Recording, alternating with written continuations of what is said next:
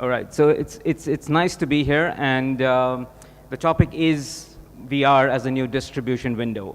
And why do I say that? Because actually a couple of weeks ago, or a few weeks back, on the 29th of December, Paramount Pictures did something which I believe is kind of extraordinary. What they did was, well, I'll let you figure that out in the next slide if the video plays.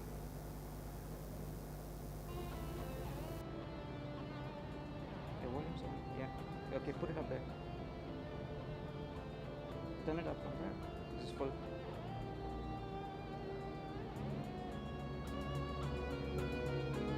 Give it to him.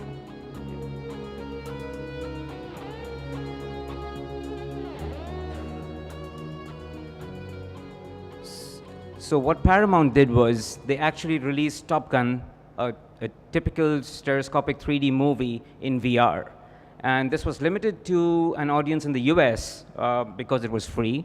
But their idea is, along with a company called Big Screen, is to actually open up a whole new distribution window for content. So you have traditional cinema, you've got, of course, OTT platforms and stuff like that.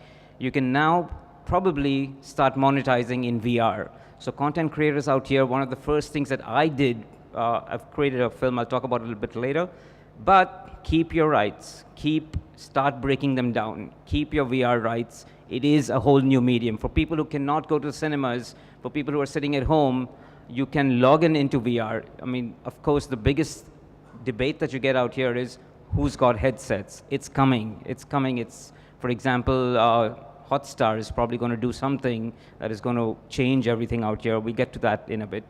But it's not only cinema, it's also people like Netflix. All the OTT platforms who are looking ahead are looking at VR. For example, here's another one. Good friend Netflix. Me and Netflix go way back. And that is freaking amazing. This TV is huge. This makes me feel bad about my apartment though. This puts my place to shame.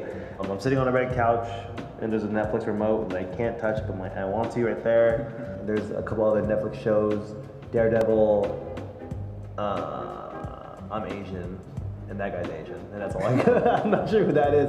I'm looking, it basically operates just like you would on if you're using a remote or a controller at home with your regular TV.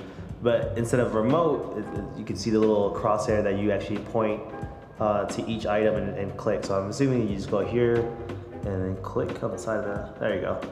And the first thing that pops up is Teenage Mutant Ninja Turtles 3. Fantastic. And it's loading up, and it's literally, oh my goodness. It's almost like I just got a brain fart because the immersion is really, really awesome. Everything just turned off. The entire room just literally turned off. All right, so I tapped the button on the side, and now everything turned back on in the room, so it's back to kind of normal.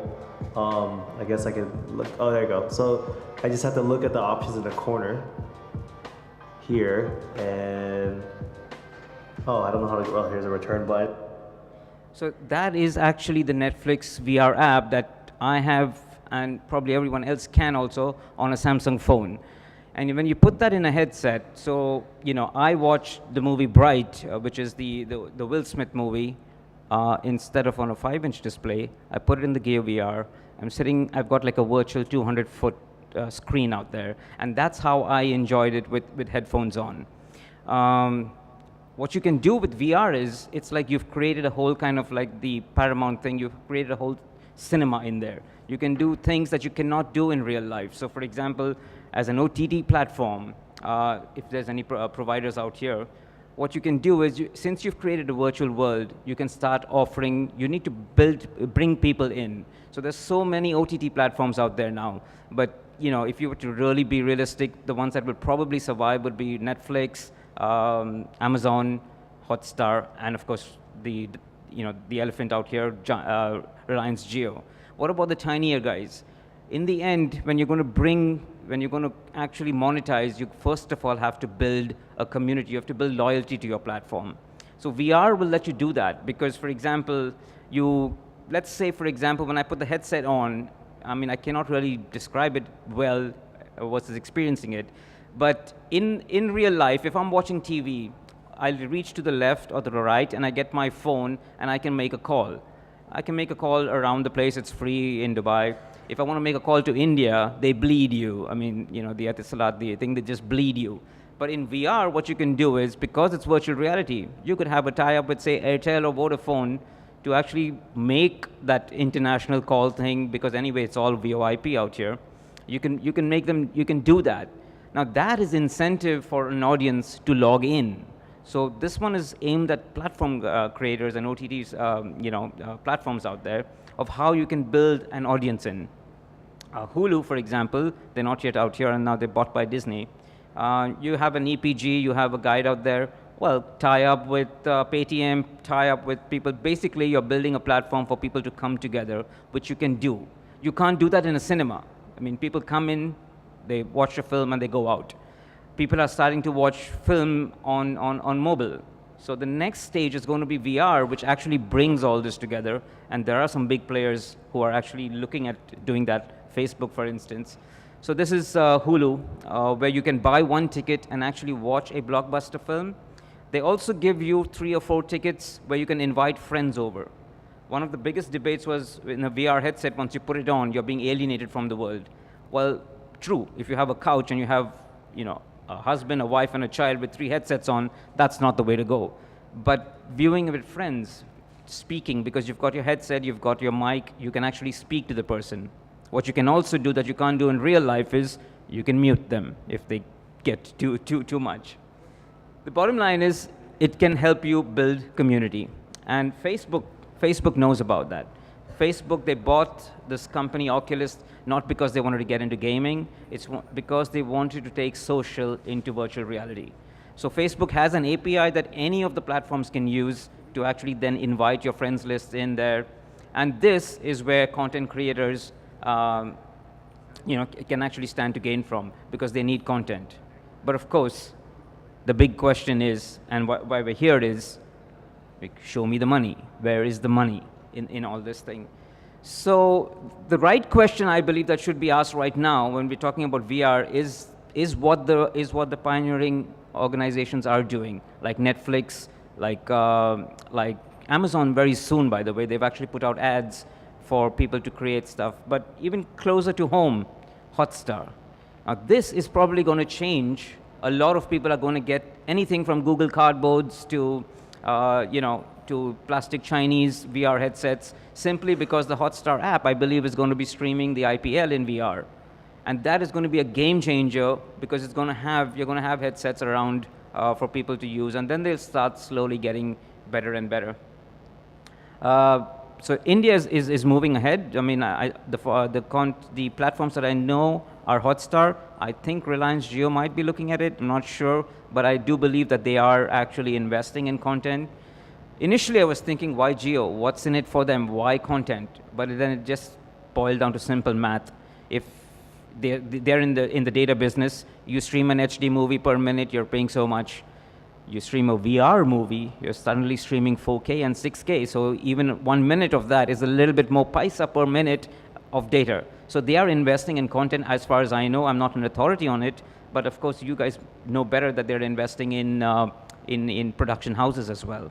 So they're looking at it.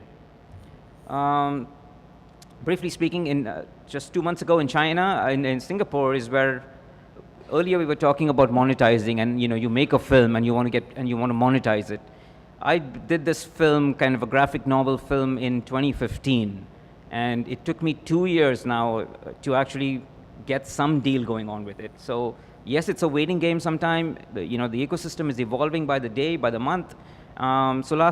In November at Singapore's ATF is where I actually signed up the film with a Chinese company of all people. And I told them, listen, it's English. They're like, we don't care. We're going to dub it in Chinese. We need content, and it's for the Gourmet Group, which is opening up 100 cinemas across China. Which always kind of makes me envious that why is China ahead? Why are they taking risks? And why, when you go to any Indian production house or the CEOs, they're like, oh, VR, but where's the headset? And then, like the gentleman previously said also, think global. If you're making a film today, do not limit your script to something that is only for India. No, think of outside and then bring it in. but I'm digressing from that. So this is what the Gome Cinema looks like actually in China. I think there's 2 of them, and they're looking for 100 screen rollout. But also, again, another pioneer is PVR. I believe in Noida has launched a VR thing, and they're looking at a countrywide rollout. Now, when we say VR, it does not mean that your film has to be in VR. Like the Netflix app right now is all 2D content on a big screen. So if you ever you're making short films and you're thinking that it's limited to people riding in the train or at wherever, watching it on a screen, no, now it is there. So basically what's going to happen is hopefully the OTT platforms start releasing VR apps, so you're actually watching it on a virtual screen. But VR content itself, by the way, if you do create it, this looks like a good camera guy.